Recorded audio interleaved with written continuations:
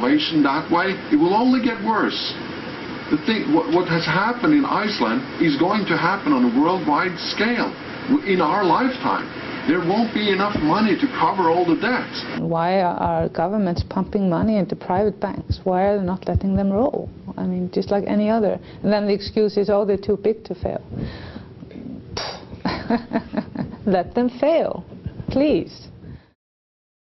So what this all boils down to is whether America, still the freest nation in history, will once again break free of the privately owned central bank as it has 6 times in the past. Our money is not issued by the government, even though they make it look like it is. It doesn't have to be this way. This system has got to go.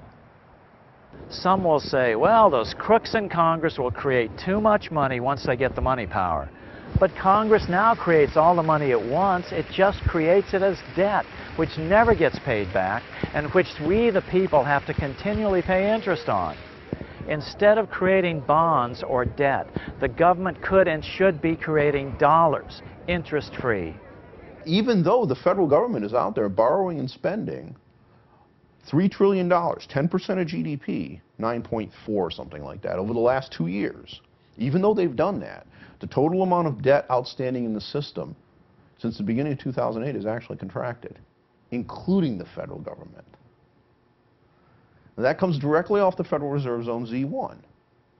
Okay? You cannot grow an economy in a debt-based monetary system for real when the outstanding credit is becoming smaller. It can't be done because all money is debt in one form or another. But more importantly, the Treasury could solve this. Treasury has authority to issue non-debt-backed currency. They do it every day, and the quarters that are in your pocket are not debt-backed. As the inventor of the electric light, Thomas Edison, put it, if our nation can issue a dollar bond, it can issue a dollar bill. Both are promises to pay. But one promise fattens the usurers and the other helps the people. Edison was friends with carmaker Henry Ford. Ford understood how the monetary system depended on keeping the average American confused. It is well that the people of the nation do not understand our banking and monetary system. For if they did, I believe there would be a revolution before tomorrow morning. Under this system, we can never get out of debt. It's just impossible. Nor is gold-backed money the solution. That was the most important symbol in The Wizard of Oz. You think international manipulation is easy now? Just wait until we return to a gold money system. As Thomas Edison told the New York Times, gold and money are separate things. Gold is the trick mechanism by which you can control money. That is the root of all evil. The solution is government-issued money. That's the most democratic form of money system. It maximizes freedom in a republic instead of the centralized control of the international plutocracy we are rapidly devolving into. But be prepared to deal with the modern-day gold bugs. Their arguments divert us from the real question. They say that this money that is created by the state or by society or whatever is not real money. Right. That it may represent real money, but it isn't real money. It's not what backs our money.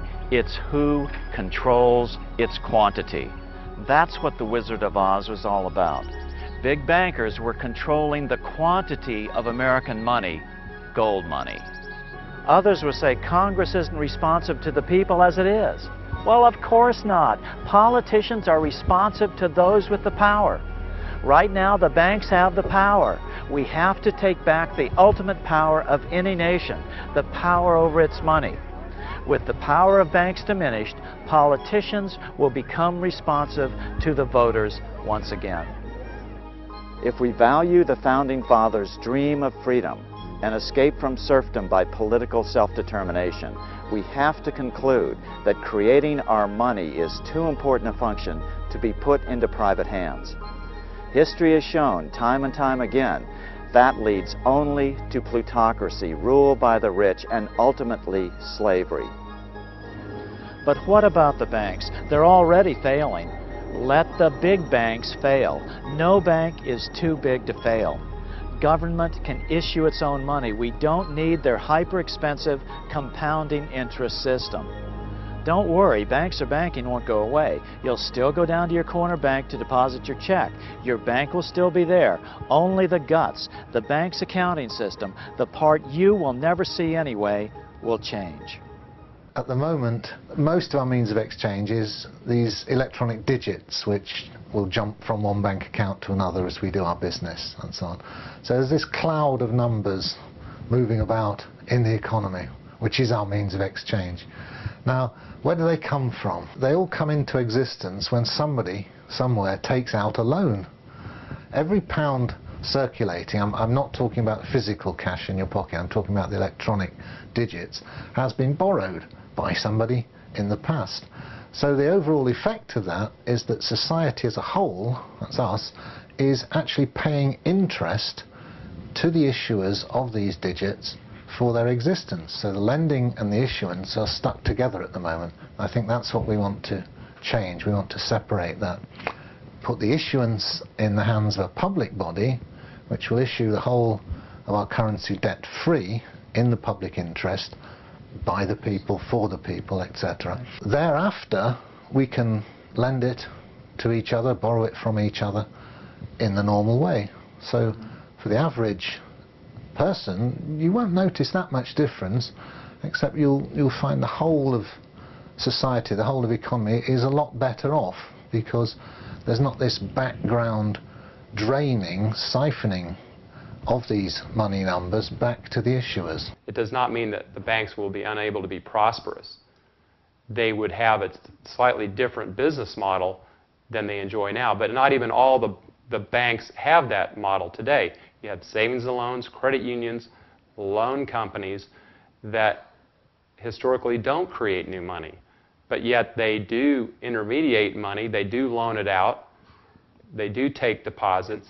That would not end. So banks would still have, in my opinion, would have a very prosperous future. The banks will be businesses like all other businesses, and will have to earn their living through providing valuable services, services which other people are willing to pay for.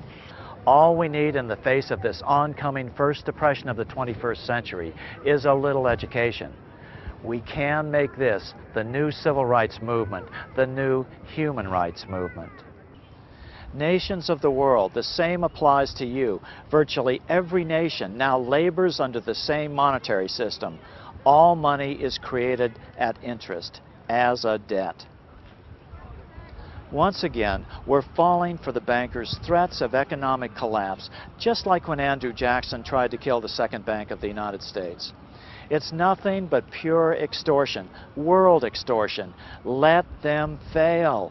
Remember, all this money we're giving them is at interest. Money we are borrowing to give to the banks. Then these very same banks have the audacity to loan this money back to us at more interest. This system has got to go. I think it'll be a very big change. I think it will be actually an essential change, looking to, let's say, the next 100 years or so, in the survival of our species. Absolutely. To get this thing straight. That's the secret that can set humanity free. Our children won't be saddled with any more national debt. That's right, no more national debt. That term will cease to exist. And don't fall for the argument that those rascals in Congress will spend too much money if they get the power to create money. Look at what they're doing now. They aren't spending it, they're just borrowing it, then giving it away. It can't get any worse. The questions raised by the study of the symbolism embedded in the wonderful Wizard of Oz are even more important when you understand that this is not just an American problem, it's totally international. This privately owned money system is worldwide and is literally the primary cause of most of the world's hunger, poverty, misery, and disease. After William Jennings Bryan's loss in 1896, their cause started weakening. Their ship started to sink. In 1900, L. Frank Baum's wonderful Wizard of Oz was like a desperate flare